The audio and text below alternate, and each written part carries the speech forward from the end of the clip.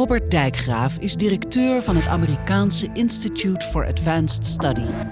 Ooit de thuisbasis van Albert Einstein. Dijkgraaf woont op het terrein van deze vrijplaats van de wetenschap. Hij neemt ons mee naar wetenschappers die hun leven wijden aan de wereld van morgen. Denkers, dromers, verkenners, zoekers. Hun kennis verspreidt zich over een wereldwijd netwerk. Als we al die kennis verbinden, wat gaat dat voor ons betekenen?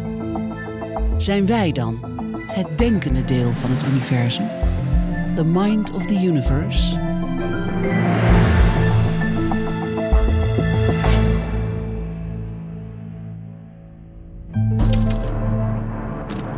De wetenschap observeert de wereld en probeert die te duiden. Dat doen we met ons brein. Maar we zitten daar ook in gevangen, in dat veredelde apenbrein.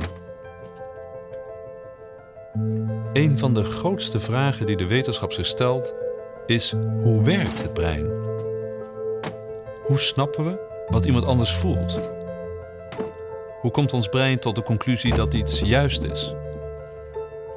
Is wat wij denken werkelijkheid? Of is ons brein de grote illusionist?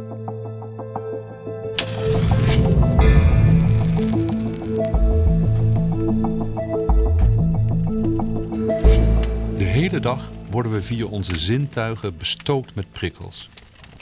We zien, we horen, we voelen, we proeven, we ruiken.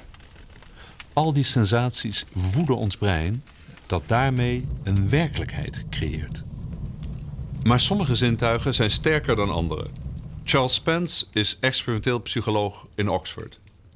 Hij bestudeert onze waarneming, in het bijzonder hoe de prikkels van onze verschillende zintuigen samen tot één beleving komen. Multisensorische perceptie noemt hij dat.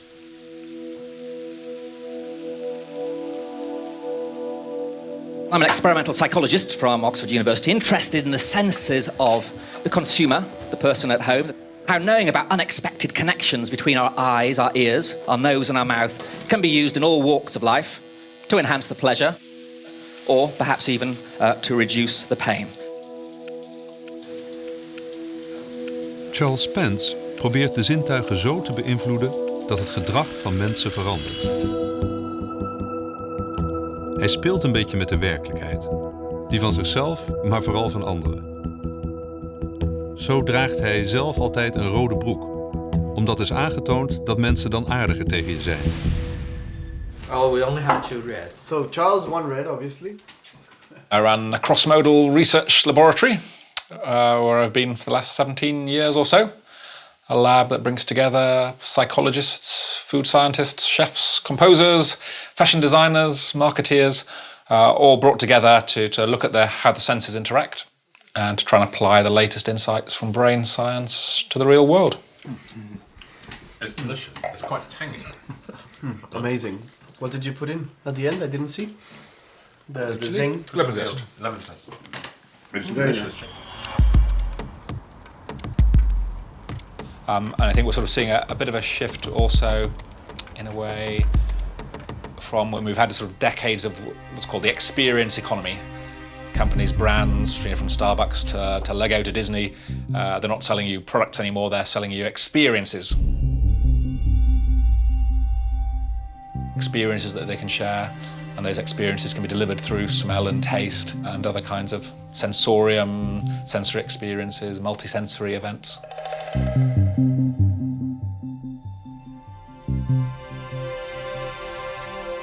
Since I was an undergraduate here back in 1980 something, you know, imagine a little apartment in the south side of Oxford. You have a TV and some people come around to watch a movie. Everything seems fine. And then once the credits are finished and the first actor starts to speak, suddenly there's a disconnect because you see their lips moving on the screen, but their voices are coming from the loudspeaker over there. And your brain says, what's going on? My senses aren't coordinated. There's like a moment of sort of stopping and trying to figure out what is going on. But then a few moments later, suddenly your brain puts it all back together again and you start to hear the voices as if they're coming from the lips on the screen. That would be the kind of the ventriloquist dummy illusion. And my kind of research was looking at that sort of situation, how it is that your brain detects a discrepancy between where it sees things and hears things, and then how it puts it all back together again. And that is the multi-sensory perception, the multi-sensory integration. How are you? Oh, so Yeah. what's left to do? When we checked the data, when we ran the analyses, we had to rerun all of it. And so when I did the figure, we had to redo the figure as well. That would be interesting, yeah. So, what have we got here? This is one of the testing rooms, which we've got geared up to deliver smell. So we've got an 8-channel smell machine. You can put your fragrance in here, your perfume, and then it'll come out by people's nose while they're looking at different things. So if I want to know, does this perfume make you look younger, more attractive, more like Brad Pitt? This is kind of the apparatus to do it.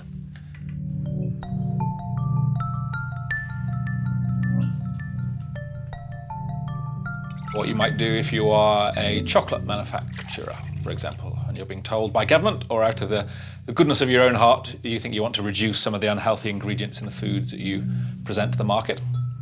If I could tell you that by making your chocolates rounder, they will taste sweeter to people.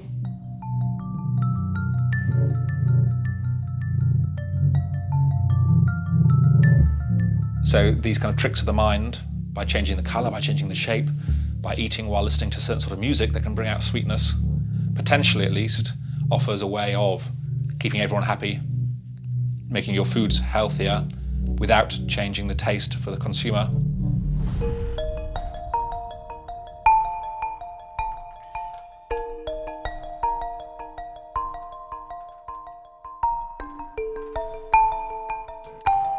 Chocolade die zoeter smaakt omdat het rond is in plaats van vierkant.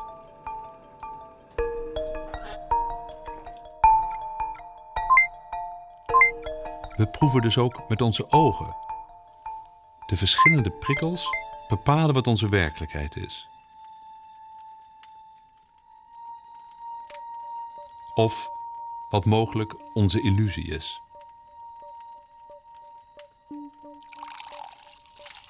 Dansen is misschien wel het beste voorbeeld van zo'n multizintuiglijke ervaring. Hoe kan het dat dansen zoveel emoties kan oproepen? Het kan zelfs betoveren. Komt die betovering dan door de muziek? Of door ons brein?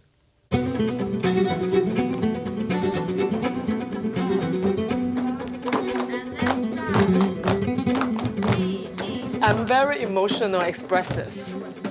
Dance is the physical manifestation of our emotion, isn't it? It's a sort of a codified way of expressing our emotion. Perhaps that's what I want the robots to be able to do, also to express themselves.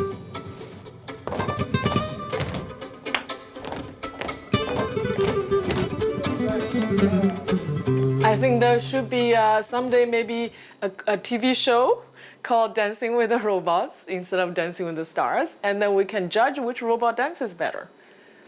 Yes, that could happen. That could happen. Pascale Fung is robot-ingenieur in Hongkong. Ze probeert robots een brein te geven. Maar ze is ervan overtuigd dat het ook mogelijk moet zijn om robots emoties te laten ervaren. Echte, empathische machines.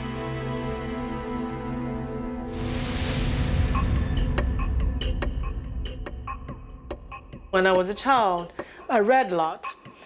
And one of the things I liked reading was science fiction.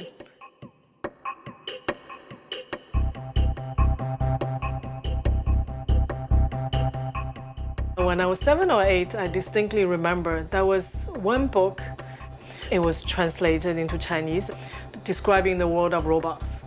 Robots that can talk to you and understand your emotion. At that time, I was really fascinated, and I thought I really wanted to make that happen. I want to be part of that.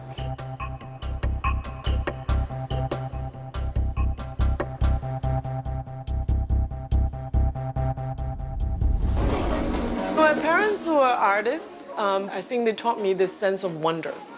Artists are very curious. They gave me this sense of wonder and the curiosity. And my curiosity has been directed towards engineering and building robots rather than painting myself. But I'm a creative person. So I build machines, I have to design the machines, I have to design the algorithms.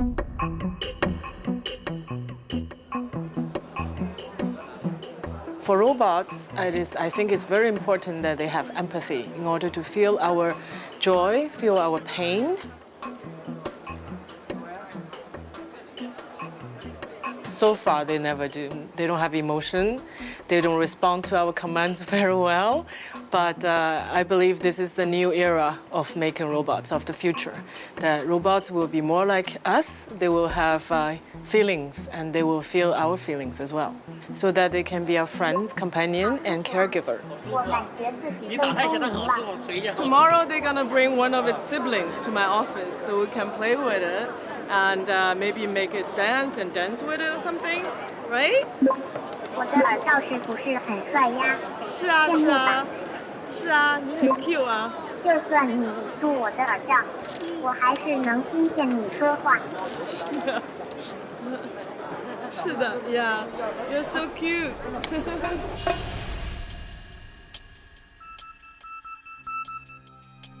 Empathy is part of artificial intelligence. Intelligence is beyond just talking to each other.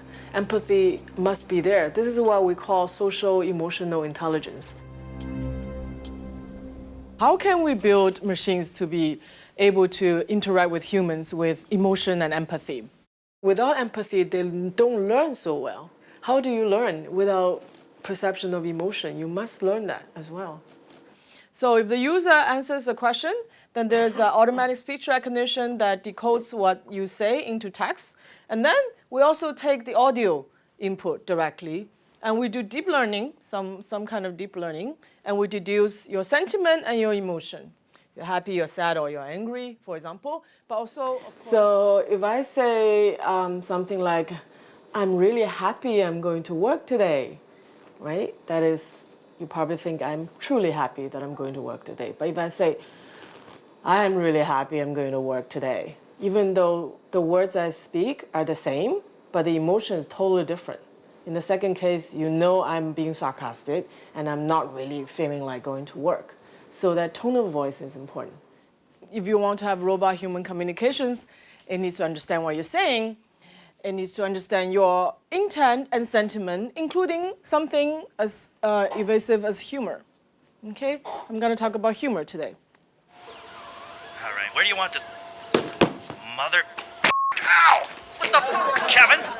God damn it.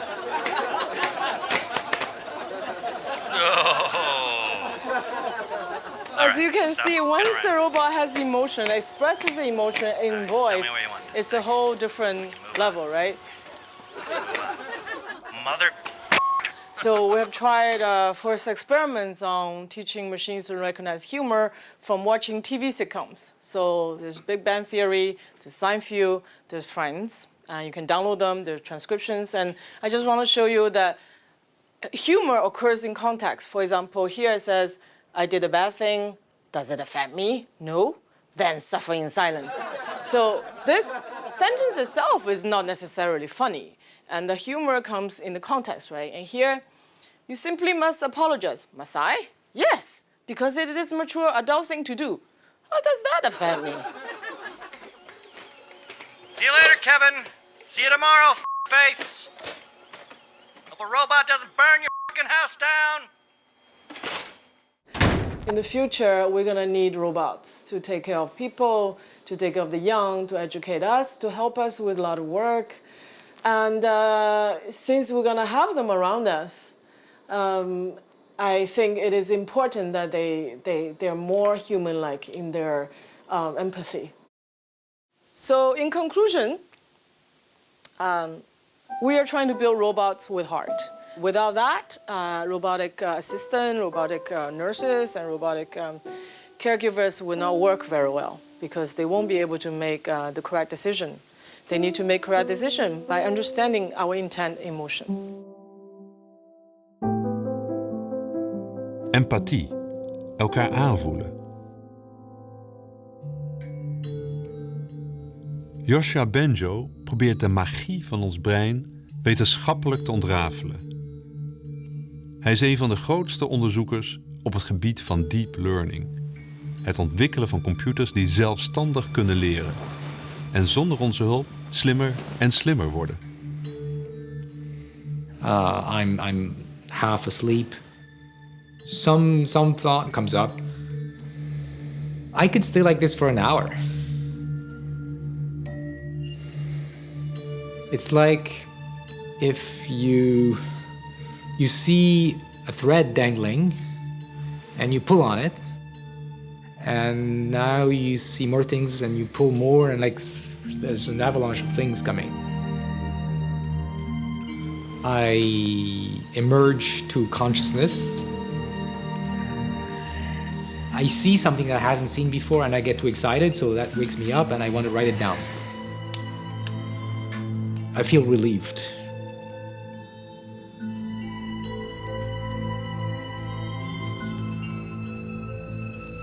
My main quest is to understand the principles that underlie intelligence, and I believe that this happens through learning. The machine, the animal, the human becomes intelligent because it learns. And now the question is, to build intelligent machines or to understand how humans and animals are intelligent, where are we getting the knowledge? Joshua Bengio is een van de pioniers op het gebied van deep learning. Een technologie die revolutionaire gevolgen zal hebben voor de kunstmatige intelligentie. Computerbedrijven als Google, Facebook en Twitter wedijveren om deze kennis. Zijn brein is eigenlijk de beste demonstratie van autonome intelligentie. We don't program the computer with the knowledge of doors and cars and images and sounds. We program the computer with the ability to learn.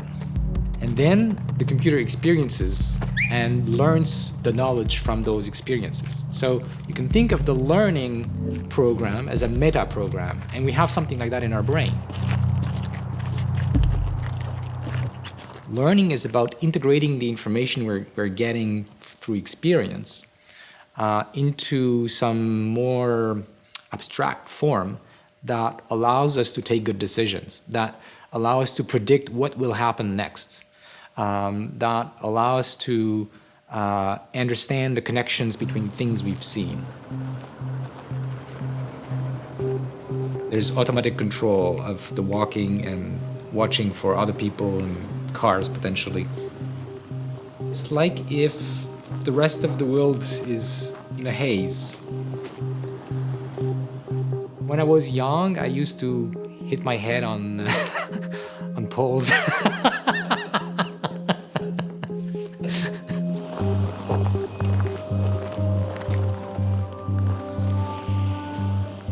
It's like if I had a 3D projection of my thoughts in front of me. Sometimes, you know, it happens to you, something clicks, right? Suddenly you see a connection that explains different things. Your brain does that all the time, not always that you get this conscious impression. So I remember a particular moment. I was walking on the north sidewalk of Queen Mary Street, and I was seeing the big church we have there. And then I got this insight about perturbations happening on neurons that propagate to other neurons, that propagate to other neurons. And it was like I'm doing with my hands, but it was like something visual. And suddenly I had the thought that this could work, that this could explain things that I was trying to understand.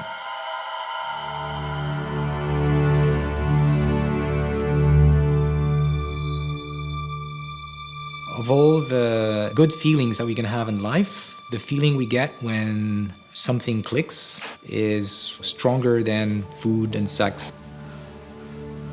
Good things we get from experience.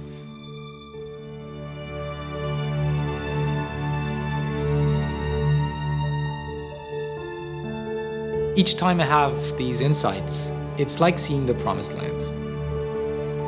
It's like you have a glimpse of something you had never seen before, and it looks great. But of course, it's not just one promised land. It's one step to the next valley and the next valley. And that's how we climb really big mountains.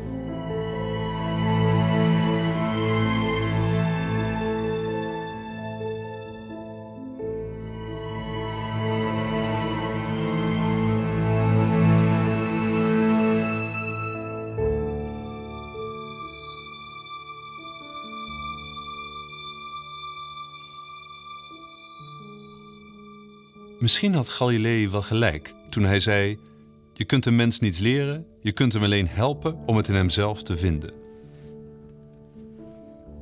Elk mens is een autonoom wezen. Ieder brein is uniek. Iedereen creëert zo zijn eigen werkelijkheid. Maar onbewust wordt er stiekem door anderen gesleuteld aan onze werkelijkheid. We denken dat we zelf onze eigen keuzes maken. Maar we worden continu beïnvloed. Bijvoorbeeld door de commercie. Verkopen is verleiden. Iemands brein zodanig beïnvloeden dat deze denkt het product nodig te hebben. En dat is de expertise van Charles Spence. Want ook ons brein blijkt programmeerbaar. Als je maar kunt ontrafelen hoe de zintuigen elkaar beïnvloeden.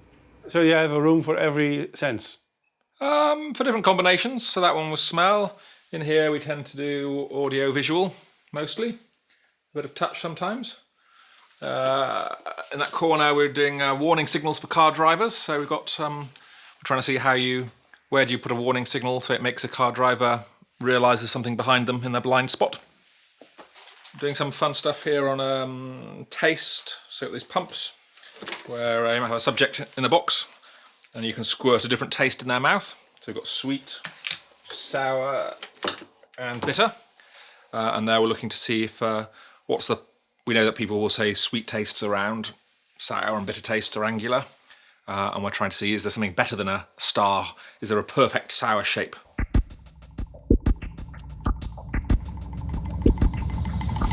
One of the things we found is that it's not only that sound can be matched to a location in space, but also that sound may also influence how you move, right?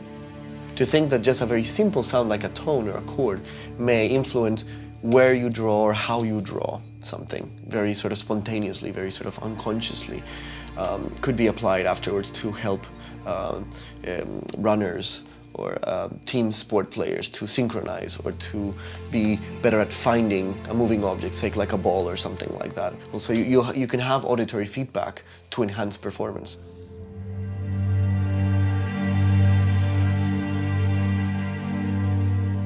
When the people hear the sounds, they had to draw what they felt the sound was, and we're looking to those drawings, which are either peaks, depending on the pitch, or more circular figures. You can definitely see the high peaks of angularity or just the rounded scribbles. Everything we see and the reality we believe exists is determined by our bodies and by the design of our bodies, right? So it's already an interpretation of what is out there, right? So reality cannot be experienced as it is, only interpreted. So humans see the sky as blue because it's the closest ultraviolet color we have, but a bee might see it violet, which is closer to the real sky. So our brain is already fabricating a reality for us, right? And telling us this is how the world works. This is what is physical, this is what is liquid or solid, this is what is color, and this is what is darkness, right?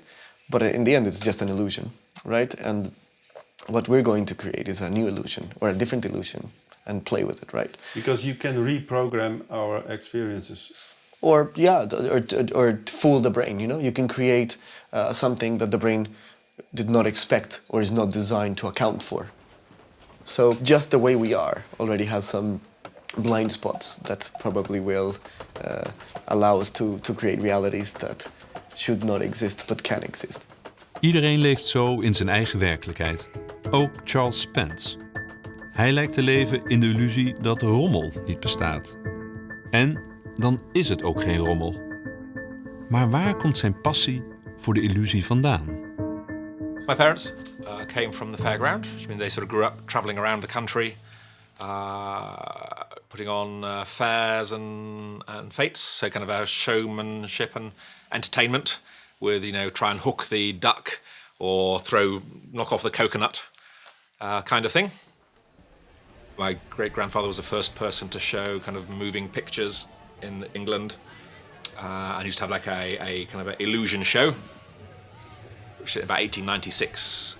I'm still trying to get to quite at the bottom of what it was, but it was some sort of, you'd go into one of these caravans or buildings, and there'd be mirrors and lights and illusions. You think you can see something, but really it's a reflection of something else.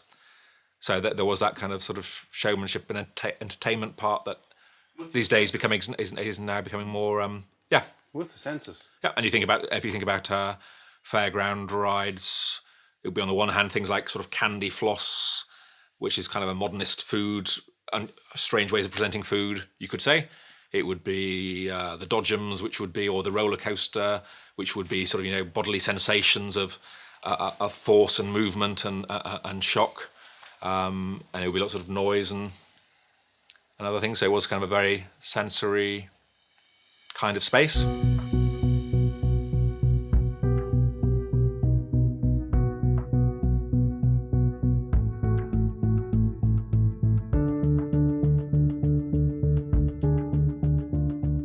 It's not even about fake or real. It's just about one illusion or another, and which is the illusion you want, like a flavor.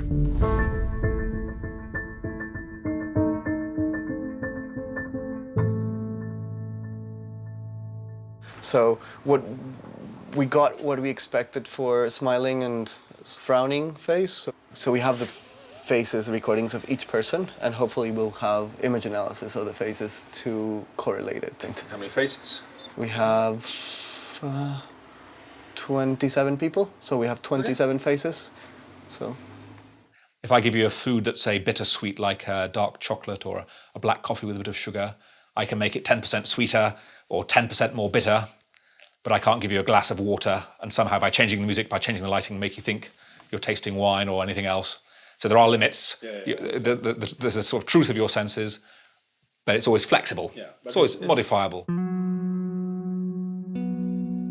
Het brein houdt zichzelf gemakkelijk voor de gek. Het legt graag verbanden, zelfs als ze er niet zijn.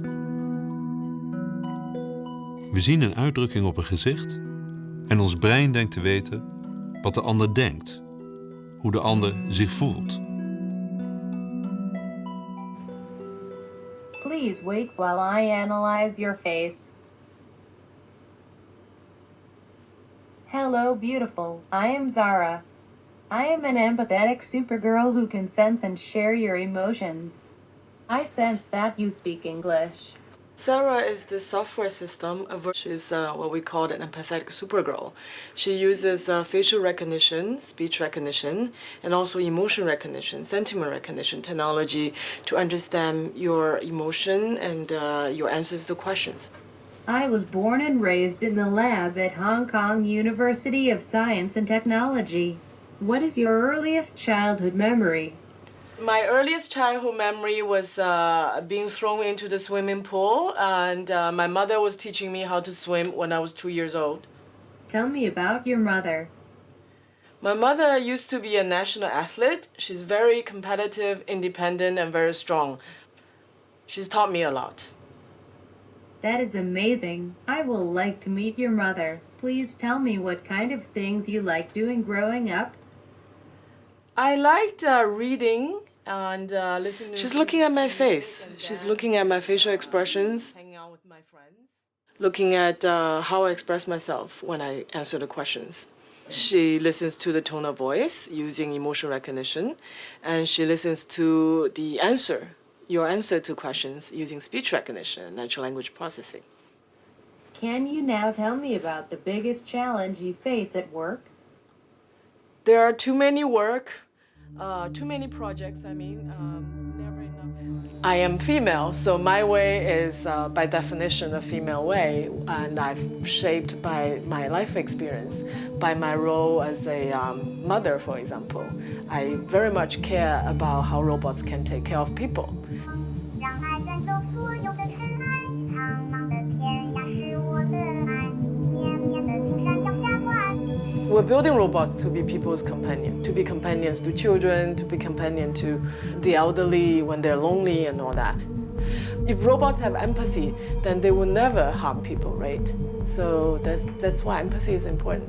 Yeah. And if they do have empathy, they will never hurt us. If we can see robots as friends, then we can trust them to help us.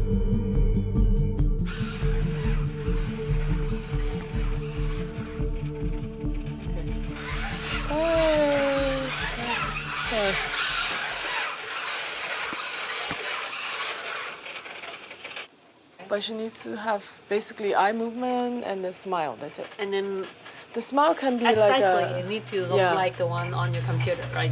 It would be good.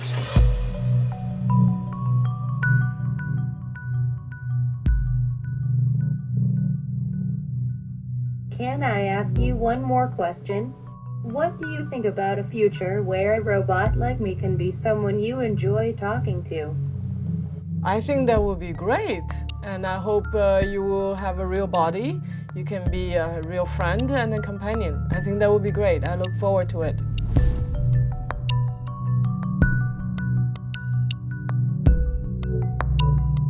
Wij mensen zijn zo geëvolueerd dat we als geen andere soort kunnen leren en die kennis doorgeven aan de volgende generaties. Het lerend vermogen in een computer programmeren op zo'n manier dat de machine zelf die ervaringen verwerkt tot een eigen werkelijkheid. Volgens Joscha Bengio is dat slechts een kwestie van tijd. Maar in welke werkelijkheid bevinden we ons dan? One of the big mysteries about how brains manage to do what they do is what scientists have called for many decades the question of credit assignment. That is, how do neurons in the middle of your brain, hidden somewhere, get to know how they should change, what they should be doing that would be useful for the whole collective that is the brain. And we don't know how brains do it. We now have algorithms that do a pretty good job at it. And that's what led to this current revolution called deep learning.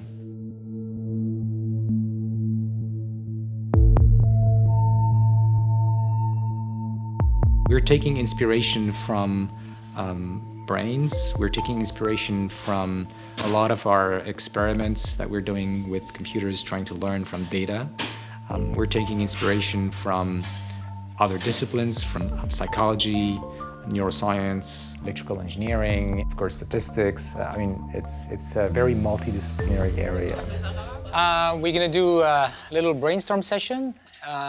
The idea that I wanted us to discuss is how we generalize the principle of backprop.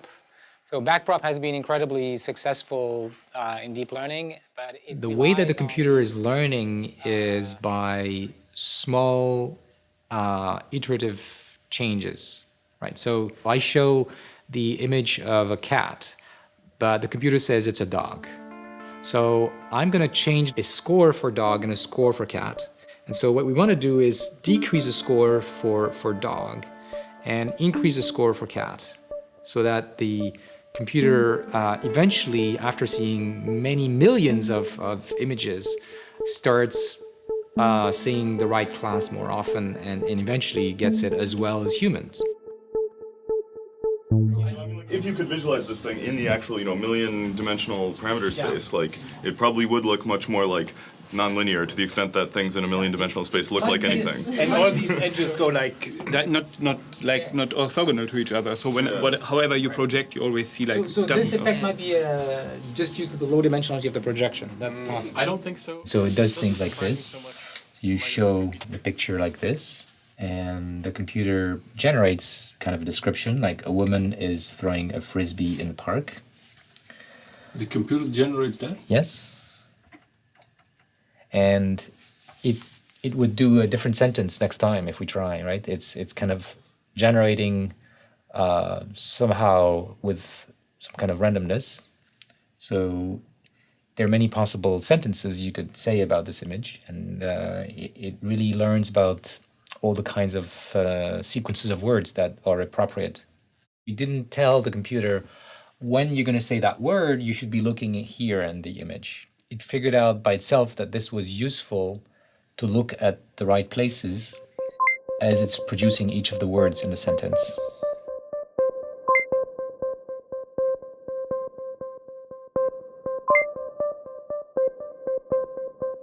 Does it mean that a computer can think for themselves? That means the computer will be more autonomous in some sense, right? That That's a hard one. More autonomous, right? Computer. Well, more autonomous in its learning.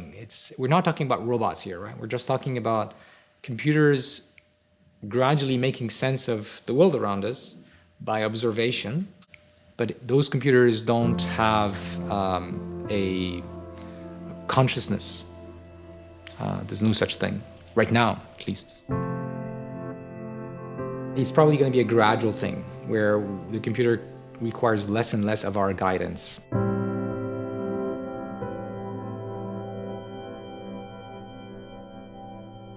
So if you think about humans, we still need guidance. Imagine a baby being isolated from society. That child probably would not grow to be very intelligent, would not understand the world around us as well as we do. That's because we've had parents, teachers, and so on guide us.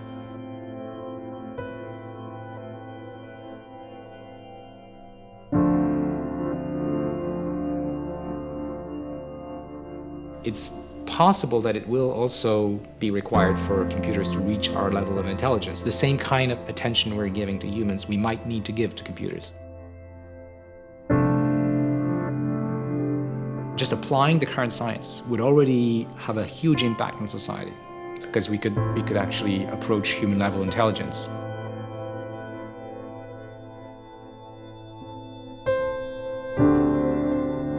So to build robots with all the components of human intelligence, human learning abilities, human perception, human memories, and human judgment, human values. So a long list of these things. My wildest dream will be able to do that and teach that to a robot. And for example, for a robot to copy all that from me. My personal experience, my memory, my judgment, my values, which evolve as well. So it's like a copy of a person, of me. And when I'm not around, that copy will continue. Maybe will continue to talk to my children, talk to my children's children. But they know it's not me. They know it's not mommy, but it's a copy. But that would be interesting to replicate before I die. So I see whether it's really me or not. Which language did you learn to program this?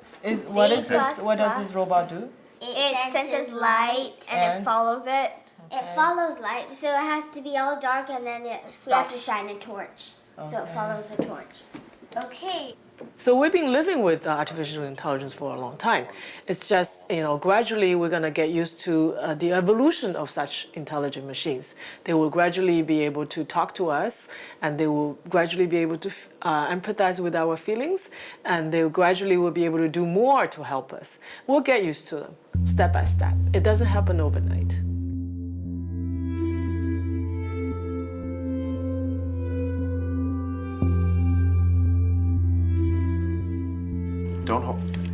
Don't hold the robot. Don't hold the robot. Okay. We veronderstellen dat onze manier van denken iets unieks is. Iets dat ons mensen definieert. Maar de natuur heeft ons denken gevormd. En het stopt niet bij ons.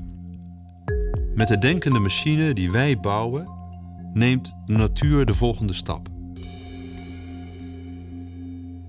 Stel, een robot staart in het haardvuur en luistert naar muziek. Het inspireert haar tot het schrijven van een gedicht. Wat zouden we daarvan vinden? We spiegelen onszelf in de machines die we maken. Toch weten we de uitkomst niet. We maken ze zelf. Naar ons evenbeeld. Naar ons perfecte evenbeeld. Maar hoe zit het dan met onze imperfecties? Dat wat ons juist zo menselijk maakt. Maken we dan ook machines die oneerlijk zijn? Of onzeker?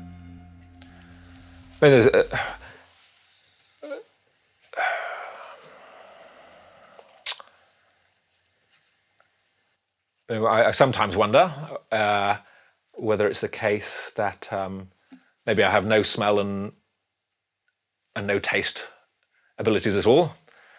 That everyone else is much better at tasting and smelling, and that's why I spend my life looking at the effects of colour. That's why background music's so interesting to me, because that it can change.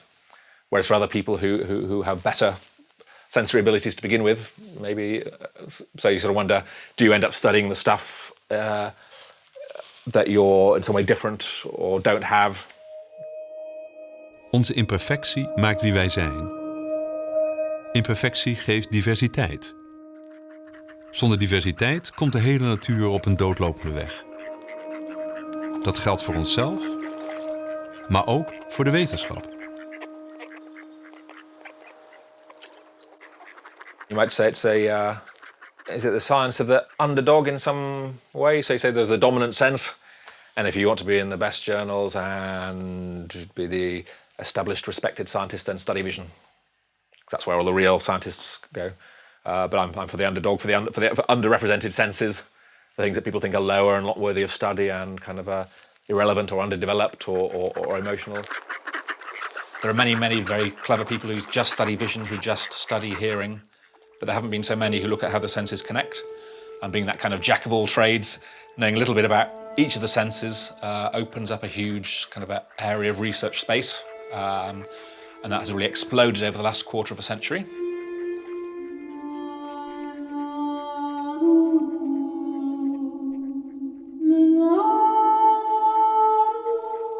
My colleagues maybe just smile at me at the moment and say, nah, we'll just study hearing and vision. But I'm optimistic that as the years go by, more and more researchers will start to engage with the other senses, and that will be the frontier.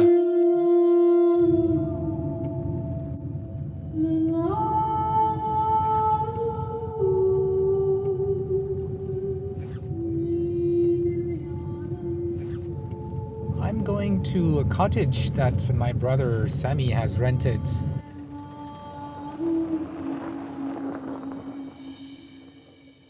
We are focusing on some aspect of who we are here, like sort of pure understanding, pure intelligence, learning.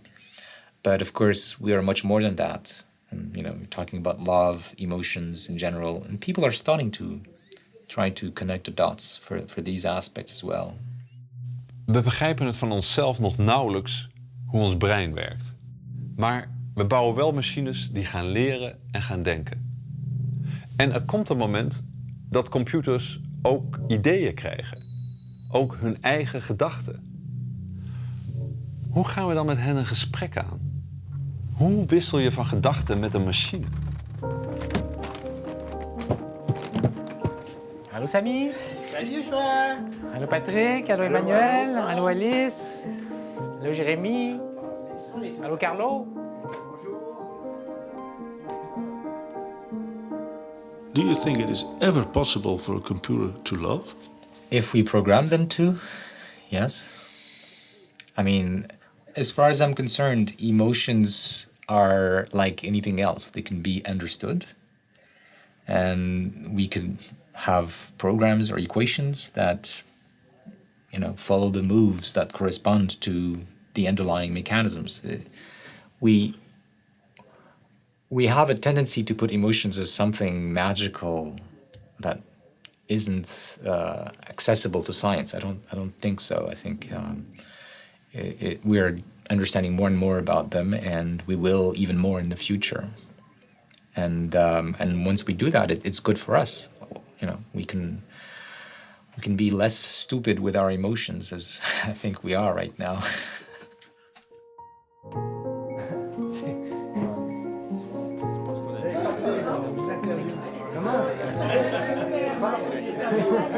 At the time, I had not really thought about the connections with reinforcement learning, but there are connections. It's a kind of collective thinking that is more like what we do in reinforcement learning, but at the level of the whole group. Right? We're not an individual. We're competing. Competitive society. Well, Competing losses, competing understanding of the world. What do you mean? I think we don't program robots to fall in love per se, but it's very likely that some people might build such a strong bond with a robot companion, they might fall in love with robots. For example, even today, we know that some autistic children really like talking to Siri on iPhone because it's comforting, because for some reason. So these children are building a bond with a robot, with a smartphone assistant. So in the future, if the robot really looks like human, talks like human, behaves like human, it's conceivable that some people would develop an emotional tie to the robot. Even today, in Japan, there's someone who married his computer. It's not unlikely at all.